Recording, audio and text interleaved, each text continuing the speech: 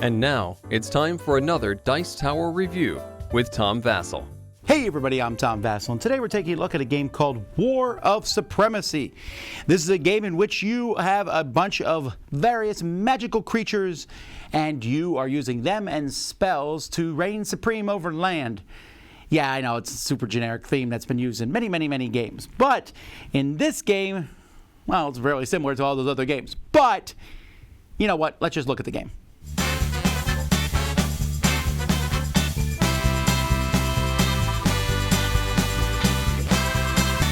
At the beginning of the game, you're going to pick different factions to use. So there's different factions that come with the game. So here's like the Necromancer factions. These factions have location cards, they have spell cards, and there are creature cards. Each of the creatures has 3 different types and shows a value of that type. And the creature cards also have whatever it is. This is a caster, this is infantry, this is cavalry, etc. So I have these. I have, for example, here are some blue ones. This is the ocean cards. You can see here the wind-soaked tide runner. Or we have the moon priestess. And then I have here the red cards. We have Frenzy, the Legog Raider, the Bloodhound Garback, the Orc-Arbed Longbowman. So you're going to take these and pick any number you want. You also can pick legendary creatures.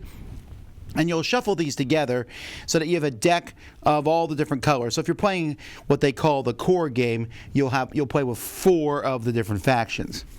And in a game, players are attempting to win a certain number of locations based on how many players are in the game. So it's usually 2 or 3 locations that you need to win. The first player to do so will win the game. To win a territory, a player basically has to be the defender of a territory at the beginning of their turn. Now, at the beginning of each round, no one's going to be defending the territory, so anybody, the first player, is just going to play some cards that are going to allow them, they're going to have some creatures that will defend. When you play cards, you can play as many cards of the same type as you want, so I could play all 3 of these green cards, or ones that are the same, essentially what they are. So here I have a caster. I can play all these together. The strength of me playing these is going to be equal to whatever this is here. So this is the wild combat form. So if I play these together, I have 4, 7, 9.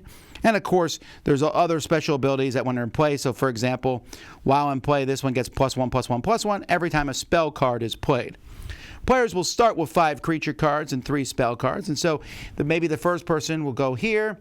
So that's 7, 8, 9. I'm going to show that my strength is a 9. Maybe I played 1 spell, so I'm 10 right now. And then it goes to the next person's turn. And the next person, if they're going to attack, needs to beat me here. If they beat me, then we'll put their cards out and show whatever their strength is. All my cards are discarded. Spells can be played, and remember, spells have all sorts of crazy things that can happen, like target a defending creature and send it back to its owner's hand here.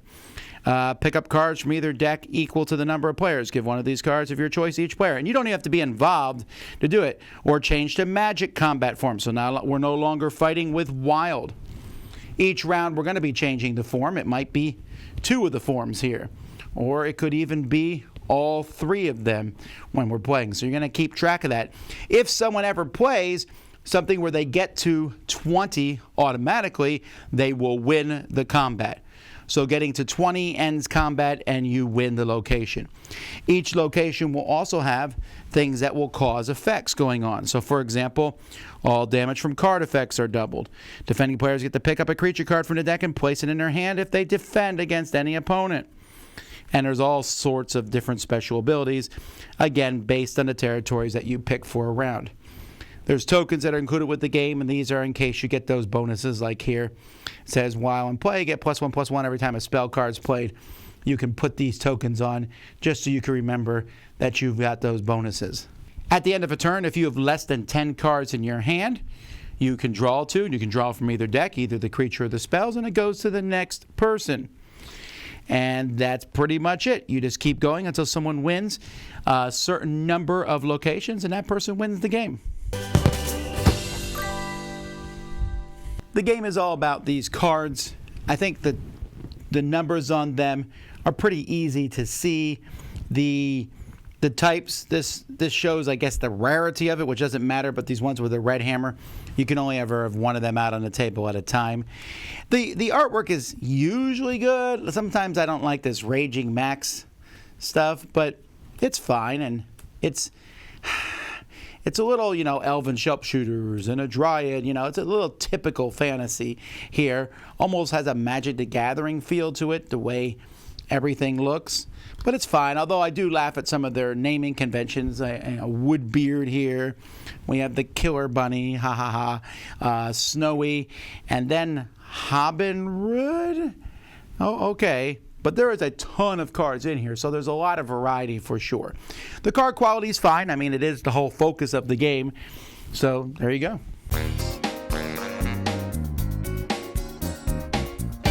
With all this going on, I didn't hate the game. I thought the game was okay. It's amusing and it passes time.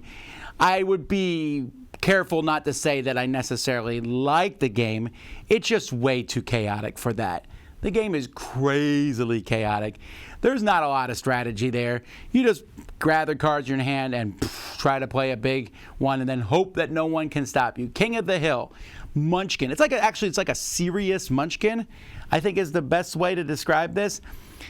It's hard for me to try to figure out who would like this. I think there's people that will, because with the different types of damage and you're playing the cards, and so there's some entertainment to that. I'll play this and that, and I do this, which lets me summon this creature, which I normally couldn't play, and then I do this card, and oh look, blah blah blah, and I got the 20, and now I get the land. And the game is not overly long, and it's not overly offensive, but it's just, I don't know that you'll ever play a game of this, War of Supremacy, and at the end go, ha ha ha, I outplayed you. Sure.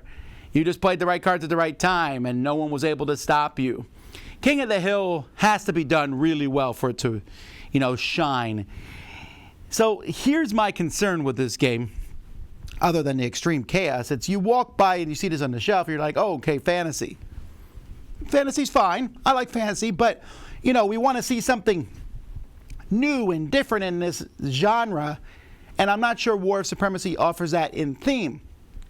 Okay, so I play these cards, and they have different stats, and I play spells and things. None of that feels really different either. It's just a big fantasy King of the Hill mashup where you play the best cards you can in your turn to try to win. There's no real reason. Yes, you can pass on a turn and just draw and kind of save up for a future turn, but you need to win to a land or two. And if you let someone else win 2 lands or 3 lands in a smaller player game, they're going to win the game. So passing and building up doesn't really help you out that much. You might as well just play every turn and try to see what you can pull off. This game's going to have a niche audience for sure. I know there's people out there who are going to like it. But I'm pretty sure to a lot of folks, especially if you want any kind of strategy or tactics, this isn't really there. This is more of a take-that style game. It's not explicitly a game of the take-that genre, but that's really what it is. Those spell cards are crazy powerful. There's cards that can just wreck somebody with one card.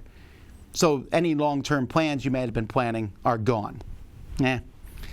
Again, didn't dislike playing it. Enjoyed my time of it, but found it also to be thematically forgettable, mechanically chaotic. That combination isn't something that I want to keep going back to. I'm Tom Vasel. You've been watching the Dice Tower, War of Supremacy. Dice Tower Judgment, it's okay. It's just too chaotic for me.